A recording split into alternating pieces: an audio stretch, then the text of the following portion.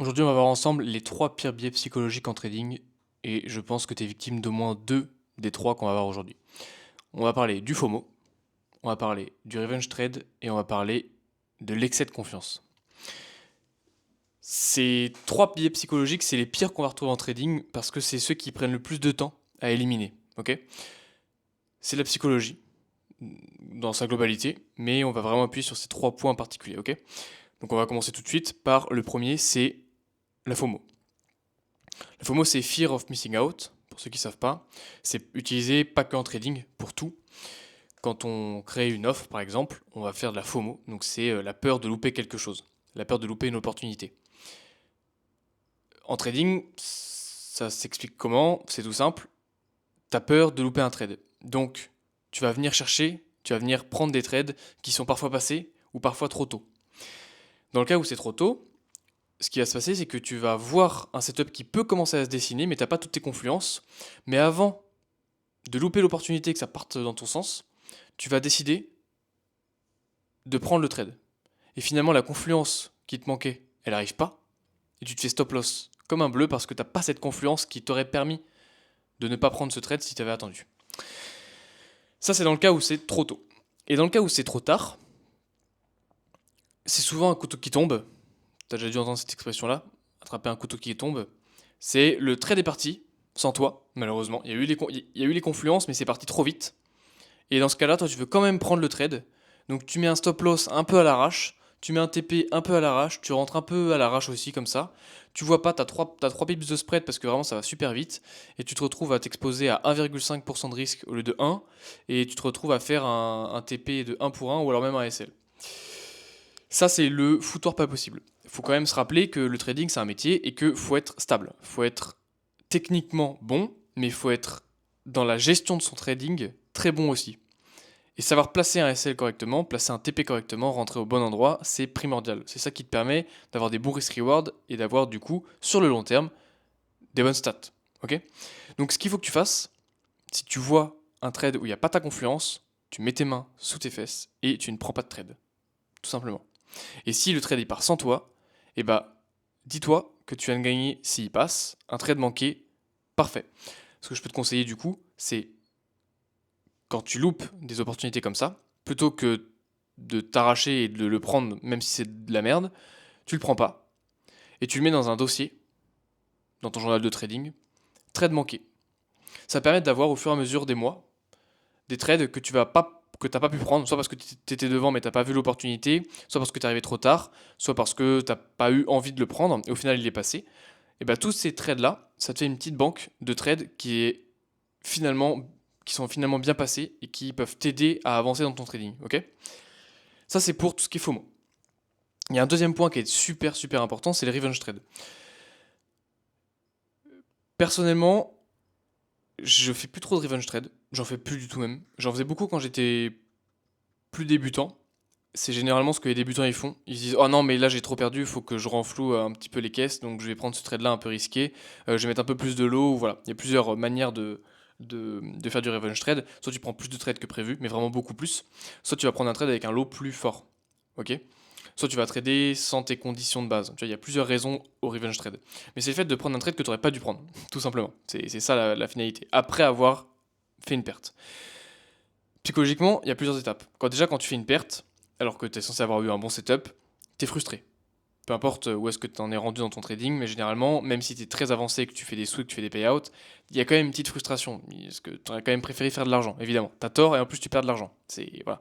Donc évidemment que même si tu es un très grand professionnel du trading, il y a une petite frustration. Elle n'est pas de la même grandeur, tu la ressens pas pareil, mais il y a une petite frustration. Cette frustration, quand tu es débutant, là on parle juste des débutants, parce que les traders aguerris, ils ont plus ce problème-là, après ça s'arrête là, la typique de frustration. Les débutants, ils sont frustrés et ils ont de l'ego.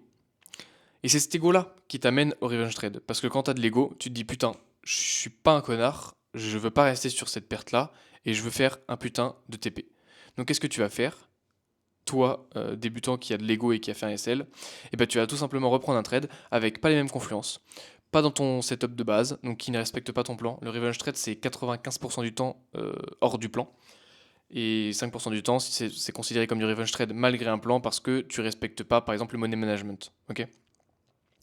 Donc ton money management, des fois tu vas le craquer. Au lieu de mettre 1% de risque, tu vas mettre 2, 3 pour essayer de ravaler les pertes. Et tu te dis, ok, je veux juste ravaler, donc je mets 3% de pertes. Et dès que ça atteint la somme que j'ai perdue, je clôture. Mais des fois ça tombe en SL directement et tu te fais défoncer. Donc, un conseil, quand tu as arrêté, quand tu as pris un SL, tu arrêtes. Tu éteins les graphes et tu t'en vas. Et ça, au fur et à mesure, ça va prendre du temps. C'est un des seuls où j'ai pas vraiment de conseils à donner à part celui-là. Quand tu as pris un trade, qu'il soit SL ou TP, t'arrêtes. Quand c'est un TP, on va arriver sur l'excès de confiance après, mais quand c'est un TP, t'arrêtes. Tu redonnes pas tes gains au marché, tu les gardes. Et quand c'est un SL, tant pis, le marché il est pas avec toi, t'as loupé ton opportunité. Techniquement, si t'as un bon trading, t'as pas 20 opportunités par jour, t'en as peut-être une, peut-être deux max. Donc, si tu fais un TP, c'est terminé. Si tu fais un SL, c'est terminé aussi. Si tu vois une opportunité mais que tu la laisses passer, tu peux prendre la deuxième, y a pas de souci. Mais une fois que tu as fait déjà, tu as mis ton argent sur les marchés dans la journée, t'arrêtes. Et ça va te permettre d'éviter les revenge trades. Et si, par hasard, le trade que tu aurais voulu prendre, il passe malgré le SL que tu as fait le matin, il passe, faut pas t'en vouloir. Tu le mets dans tes trades manqués, comme pour le FOMO, et au fur et à mesure du temps, tu te feras une banque, et ça te permettra de savoir dans quelles conditions tu peux ou pas prendre des trades après avoir fait un SL. Tout simplement. Le troisième point, c'est l'excès de confiance. L'excès de confiance, c'est tu fais un TP, tu dis oh je suis trop fort. Lundi, voilà, lundi tu fais un TP. Mardi tu fais un TP aussi, oh je suis trop fort.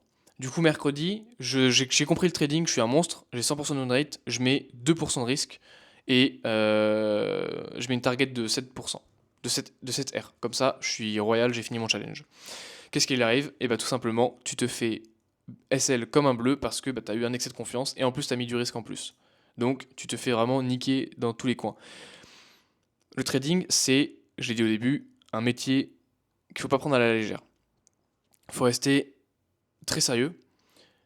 Et quand tu as fait un plan, tu dois le suivre. Et c'est le fait de suivre ce plan, cette discipline, qui va t'amener au fur et à mesure de la bouteille sur les marchés et qui va te permettre d'être bon, d'être compétent. Si tu en fais qu'à ta tête, tu ne pourras pas être compétent. Tu crois qu'un chef d'entreprise, il en fait qu'à sa tête? Bah non, il gère son entreprise de manière millimétrée. Il améliore les choses au fur et à mesure. Il règle les problèmes au fur et à mesure. Il règle pas tous les problèmes d'un coup. Il améliore pas tout d'un coup. Il pète pas des câbles à n'importe quel moment où il va craquer son slip. Non, il reste concentré. Parce que c'est un marathon, c'est pas un sprint que tu finis en 3 minutes. Le but c'est d'être très bon dans ce domaine. Et être bon, ça se fait pas en un an ou deux. Ça se fait en 10 ans, 20 ans. Ok? Donc, jamais d'excès de confiance. L'excès de confiance, c'est ce qui arrive le moins souvent. Le FOMO et le revenge trade, c'est ce qui arrive le plus souvent. L'excès de confiance, c'est ce qui arrive le moins souvent. Mais quand il est là, c'est vraiment dur. Donc, craque jamais. Ne te dis jamais, je mets un risque supplémentaire parce que je suis sûr de ce trade-là, ou je mets machin. C'est des probabilités, c'est des mathématiques. Tu pourras jamais avoir 100% de win rate. Donc à partir de ce moment-là, ça sert à rien. Évite complètement de mettre du risque en plus, de prendre trop de trades, de prendre 5 ou 6 trades dans la journée, de te dire que si tu as réussi à faire 2 TP, le prochain sera un TP aussi. Plus tu fais de TP, plus il y a de chances que le prochain ce soit un SL. L'inverse est aussi vrai. Plus tu fais de SL, plus tu as de chances que le prochain soit un TP. Encore faut-il que tu puisses savoir correctement mettre ton SL et ton TP. Et rentrer correctement. Mais si c'est le cas, si tous tes trades sont bons, techniquement, dans le placement, dans l'analyse, bah plus tu vas faire de SL, plus tu as de chances de faire un TP après. Et inversement. Ok? Ça, c'est les petits conseils supplémentaires, petit quatrième, tu vois. Bref, c'est tout ce que je voulais te dire dans cette vidéo-là. Il faut que tu gardes ces biais psychologiques-là en tête, que tu vois sur lesquels tu pêches le plus, et que en fonction de ce que tu pêches, et bah, du coup, tu travailles sur ça, et tu t'améliores sur ça. Et au fur et à mesure des semaines et des mois, tu vas avoir une amélioration. Tu verras pas une amélioration dans 3 jours, ok? Il faut pas te dire, ah non, mais le FOMO, bah, moi, c'est comme ça, je pourrais pas faire autrement. Non, il faut que tu trouves une solution. Il y a toujours une solution à n'importe quel problème, ok? Bref, tu peux m'envoyer un message sur Instagram si tu as besoin de questions, de réponses plutôt. Si tu as des questions à me poser, si tu as besoin de réponses sur ton trading, tu m'envoies un message sur Instagram, je t'aide, c'est gratuit, il n'y a pas de magouille ou quoi. Tu m'envoies un message, tu me dis Charles, je suis bloqué là-dessus et je t'aide, ok? Bref, sur ce, mon gars, je te souhaite une excellente journée et on se retrouve dans la prochaine vidéo. Allez, ciao.